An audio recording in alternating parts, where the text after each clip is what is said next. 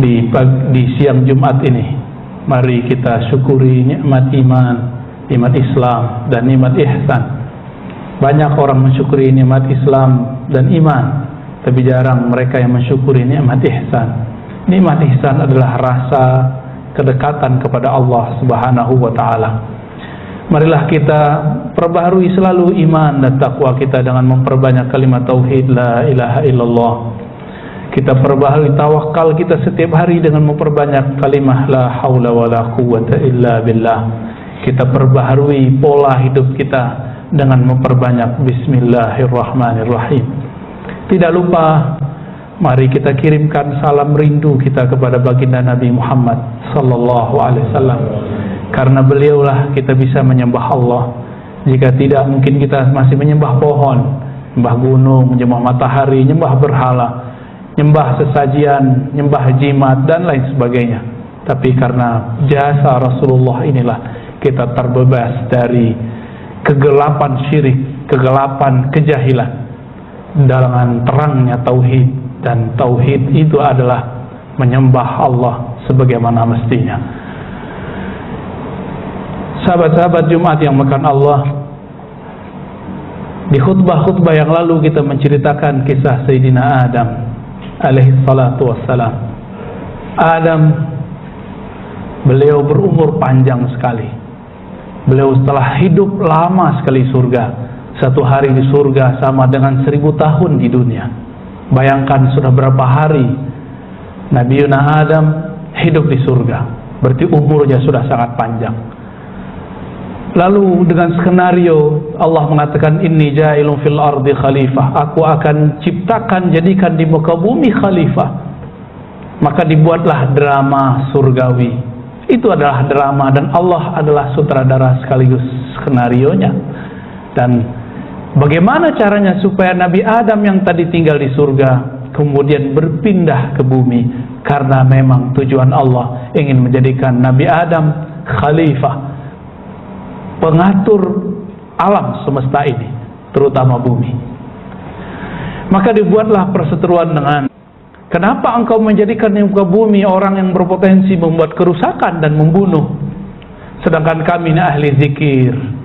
Allah pun menjawab, aku lebih tahu daripada yang kamu ketahui. Ternyata pemimpin itu belum tentu soleh secara ritual, belum tentu dia ahli zikir, tapi dia mesti ahli fikir. Setelah itu Allah ajarkan Nabi Adam ilmu-ilmu, dan Allah kemudian menguji malaikat. Yang diajar Nabi Adam, yang diuji malaikat. Disitulah para malaikat menyerah. Disitulah kemudian Allah bertitah, usjudu li Adam, sujudlah kepada Adam. Ternyata ada satu golongan malaikat yang disebut Al-Jan, yang mereka, jika malaikat dari Izzatun Nur, keperkasaan nur Allah, sedangkan mereka dari Izzatun Nar, dari keperkasaan apinya Allah Subhanahu wa Ta'ala. Akhirnya satu kelompok itu kemudian menjadi kelompok yang kita sebut hari ini keturunan iblis atau syaitan. Turunlah di muka bumi. Iblis masih menyalahkan Adam, tapi Nabi Adam sangat dewasa.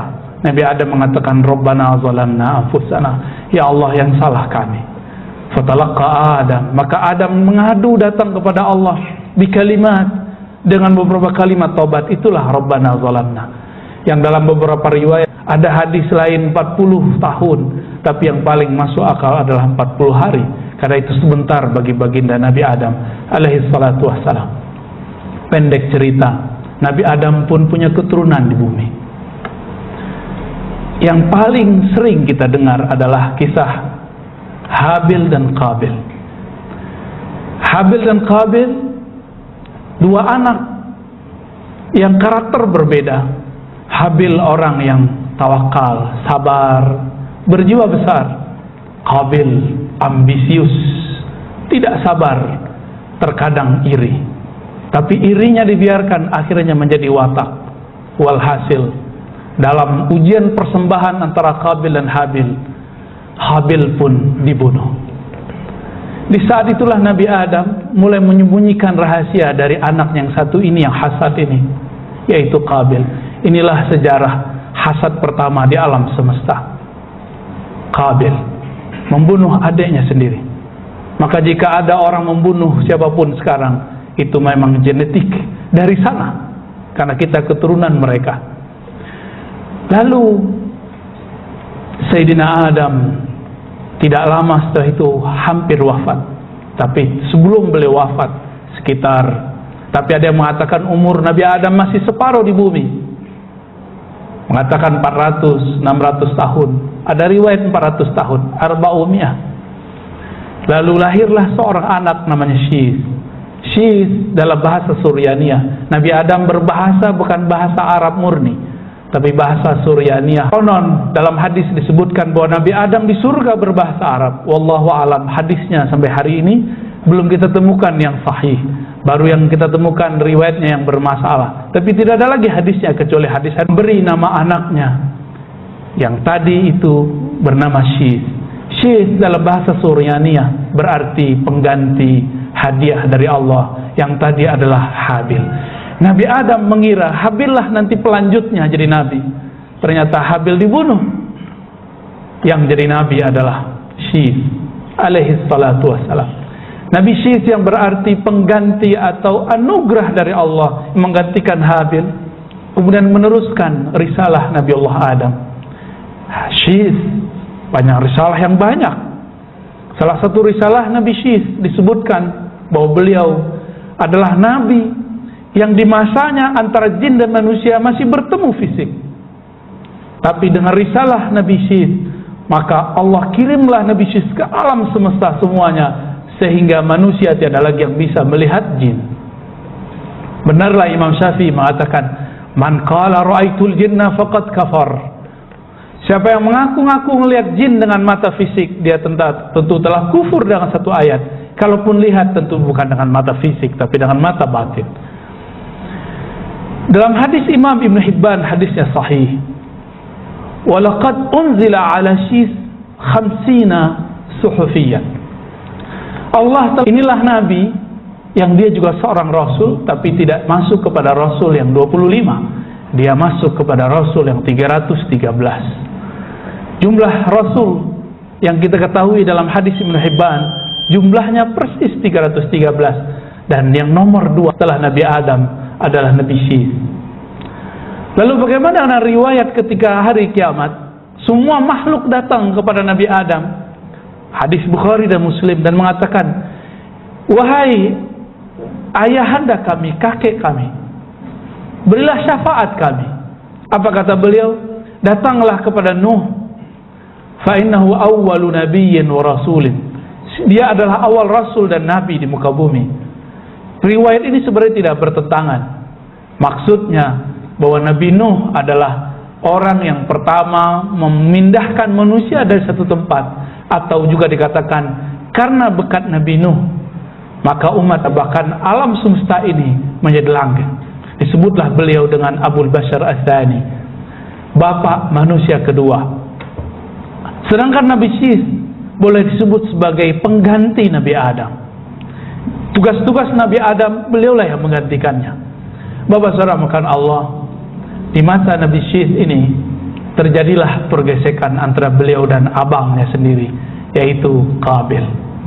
Qabil mempunyai hidup yang gayanya bebas. Pergaulan antara laki-laki perempuan pun bebas.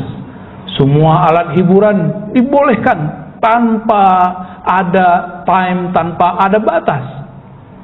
Oleh Nabi Syis dikatakan, wahai saudara-saudaraku, wahai anak-anakku, jangan engkau ikuti perilaku Qabil. Disitulah terjadi perseteruan, pegang, dan memang begitulah sampai akhir hayat kita nanti, sampai akhir kiamat. Sebagaimana dulu kakek kita, maka sampai nanti juga akan begitu. Maka sahabat-sahabat yang makan Allah, jangan berpikir bahwa ketika nanti semua orang Islam semuanya jadi baik. Justru Islam itu menghapus keburukan, bukan menghilangkan keburukan. Kita lihat banyak orang sholat, haji, tapi pulang-pulang masih jahat, masih nakal, masih korupsi. Itu wajar, karena Nabi mengatakan lewat lisan Allah Tabaraka wa Ta'ala, kullu bani Adam khatta'un. Hadis ini sahih. Semua keturunan Bani Adam khata. Dalam bahasa Arab khata Tetapi sebaik-baik khata, sebaik-baik orang yang melakukan kesalahan yang sama adalah orang-orang yang bertaubat. Maka dari kisah Nabi Adam tidak menyalahkan iblis. Syith juga tidak menyalahkan abangnya Qabil, tapi mengajak saudara-saudaranya, anak-anaknya untuk pintar memilih. Nabi Syith ini terkenal namanya di kalangan orang-orang di pedalaman. Bahkan di daerah yang ada di Nusantara kita masih banyak yang mengatakan kami ikut Nabi Syith. Bahkan beberapa orang mengaku mereka keturunan Nabi Syith. Mungkin dulu ketika Nabi Syith berdakwah membawa risalah bumi ini, beliau mampir di berbagai macam negeri, salah satunya negeri kita. Pendek cerita Bapak seramakan Allah, pelajaran ibrah, karena di akhir surat Yusuf dikatakan dalam kisah-kisah mereka ada ibrah. Ibrah kita dari Nabi Syith adalah beliau mewarisi kebaikan dari ayahnya dan tidak meniru keburukan bahkan dari orang terdekatnya. Dan pelajaran dari Nabi Adam, kalaupun kita terjebak ke dalam salah, kita tidak menyalahkan siapa-siapa kecuali diri kita sendiri. Inilah pribadi yang taubah, pribadi istighfar, pribadi yang dicintai oleh Allah.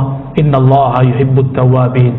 Sesungguhnya Allah jatuh cinta pada orang yang mengakui salahnya sendiri. Barakallahu li wa lakum wa lisairil muslimin wal muslimat. ونسأل الله يتقبل منا دعواتنا وصلواتنا ونسأل الله يسترنا بستره الجميل ويعززنا بستره العز والجلال فاستغفروا أيها المسلمون أيها المؤمنون إنه هو التواب الرحيم.